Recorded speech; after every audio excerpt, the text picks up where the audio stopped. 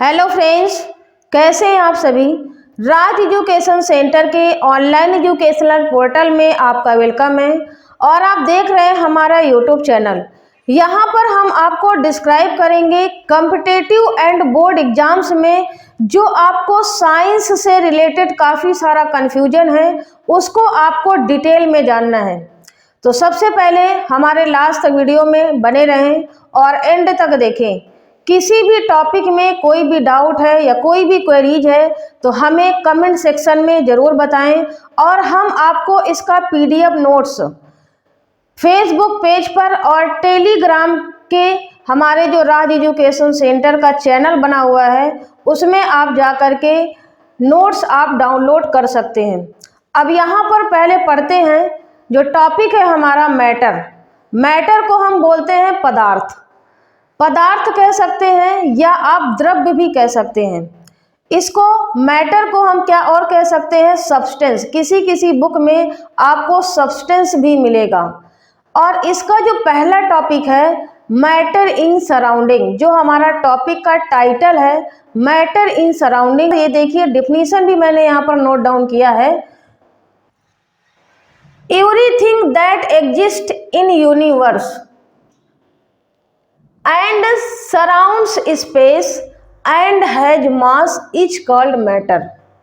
यानी कि इसका क्या मतलब है कि ब्रह्मांड में जो सारी चीजें अवेलेबल हैं वो सब क्या कहलाती हैं, मैटर कहलाती हैं। लेकिन उसमें आपका द्रव्यमान होना चाहिए यानी कि मास होना चाहिए, पदार्थ की मात्रा कितनी है वो होना चाहिए, एंड वैल्यूम का मतलब है आयतन।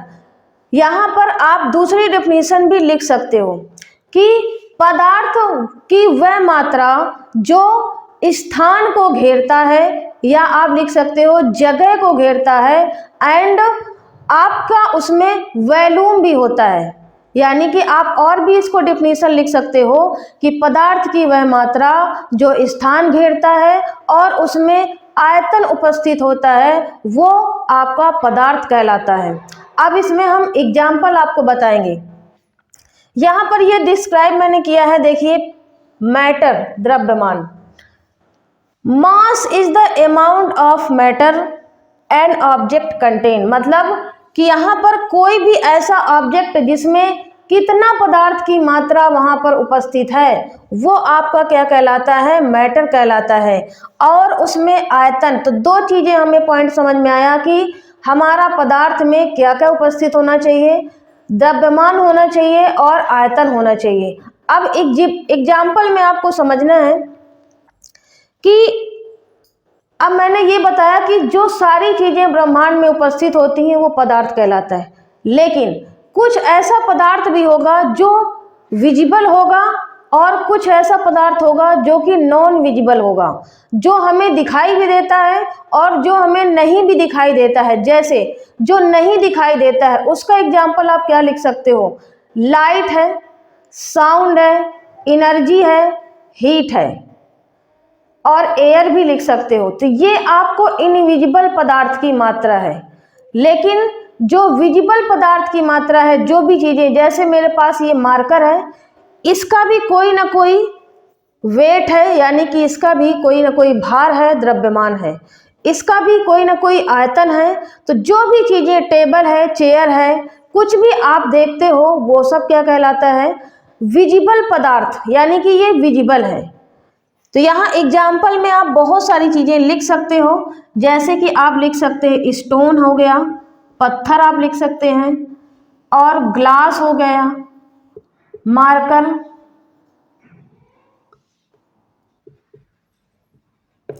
लकड़ी या वुड आप लिख सकते हो। ये तो आपके ऐसे पदार्थ हैं जो कि विजिबल हैं। और नॉन विजिबल मैंने अभी जस्ट आपको बताया है।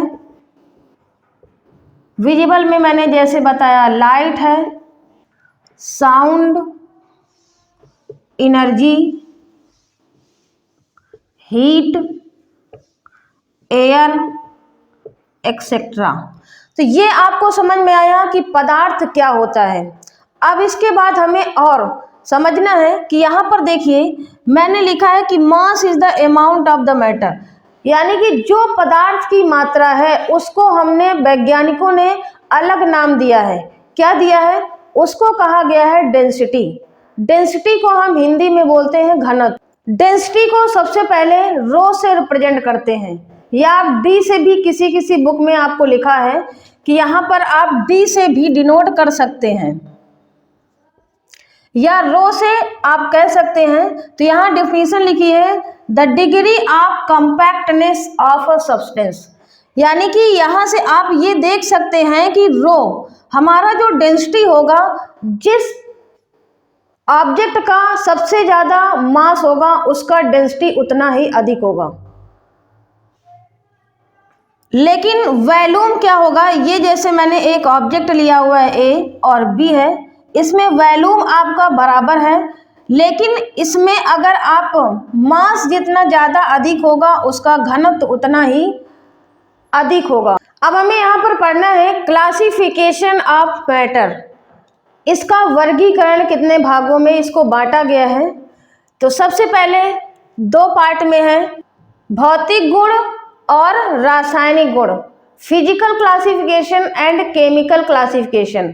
अब फिजिकल में कौन से आते हैं? तो है सॉलिड, सॉलिड को कहते हैं हम ठोस, लिक्विड द्रव, गैस, अगला है प्लाज्मा और बीईसी बोस-आइंस्टीन कंडेंसेट। ये 5 भागों में भौतिक गुण को डिवाइड किया गया है।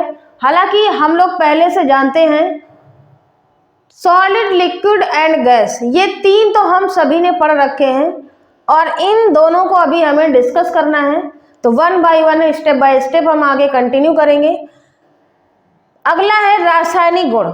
रासायनिक में आपका आता है प्योर सब्सटेंस और दूसरा आता है मिक्सचर, शुद्ध और अशुद्ध पदार्थ।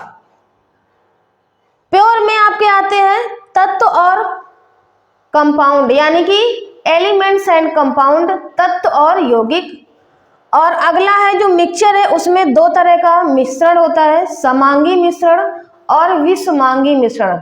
समांगी को कहते हैं होमोजीनस और विषमांगी को कहते हैं हेट्रोजीनस मिक्सचर। तो ये आपका था क्लासिफिकेशन ऑफ मैटर। इसके बारे में हमें आपको 1 बाय 1 कंटिन्यू करना है। सॉलिड क्या होता है? Solid state represents fix shape and fix volume, यानी कि पदार्थ की वह अवस्था जिसमें आकार और आयतन दोनों निश्चित होते हैं, वो आपका ठोस कहलाता है। एग्जाम्पल भी मैंने यहाँ पर लिखा है, टेबल, चेयर, स्टोन। अब और इसमें समझते हैं कि सॉलिड में और क्या इसके प्रॉपर्टीज होती हैं और कौन कौन से इसके गुणधर्म होते हैं। तो सॉलिड में अगर हम कोई भी बल लगाते हैं, कोई भी हम ऊपर से दबाव डालते हैं, तो उसमें बहुत ज़्यादा चेंजमेंट नहीं होता है, या उसमें आप टेम्परेचर भी प्रोवाइड करते हैं तो वो थोड़ा बहुत ही एक्सपेंड होता है। और अगर उसे हम थोड़ा सा ठंडा कर देते हैं तो जितना वो फैलता है उतना ही वो संकुचित हो जाता है, यानी कि थोड़ा ही उसमें इफेक्ट आता है। और उसके बाद में इसमें सबसे ज़्यादा क्या होता है? डेंसिटी होता है। डेंसिटी मतलब मैंने अभी बताया था कि rho equal to m upon v होता है, rho equal to m upon v, यानी कि इसमें जो m है, द्रव्यमान है, वो सबसे ज़्यादा है, जिसकी वजह से हमारा ये जो रो है, घनत्व है, डेंसिटी है, वो सबसे ज़्यादा आपका अधिक होता है ठोस में। और ठोस जो है, जैसे कि मैंने यहाँ पर एक ये पत्थर बना दिया, ये एक स्टोन है और इसके अंदर जो मॉलिक्यूल्स हैं, छोटे छोटे मॉलिक्यूल्स हैं, तो उनके बीच में जो गैपिंग होता है, इसको हम हिंदी में कह सकते हैं अंतरा आणुक स्थान। जो मॉलिक्यूल्स के अंदर जो गैपिंग है वो बहुत ही कम होती है, यानी कि बहुत ही सटे हुए होते हैं, चिपके हुए होते हैं। तो अब जैसे टेबल चेयर है, तो इसके अंदर कहीं लकड़ी के अंदर आप देखेंगे कहीं गैपिंग होता है क्या? नहीं होता है। आप इसमें थोड़ा सा प्रेशर भी लगाएंगे, थोड़ा दाब भी लगाएंगे, तो भी इसमें बहुत ज़्यादा इफेक्ट नहीं पड़ता है, नॉमिनल होता है, बहुत ही कम इफेक्ट पड़ता है। ये जो मेरा लेक्चर है वो कंप्लीट होता है। अब हम आपको नेक्स्ट आगे की डिटेल कंटिन्यू करेंगे। और अभी तक जो भी स्टूडेंट्स ने हमारे चैनल को सब्सक्राइब नहीं किया है तो सब्सक्राइब जरूर कर लें और दोस्तों को भी शेयर करें, ताकि हम आपको बेस्ट से बेस्ट इंफॉर्मेशन प्रोवाइड कर सकें। Thank you so much. Wish you all the best.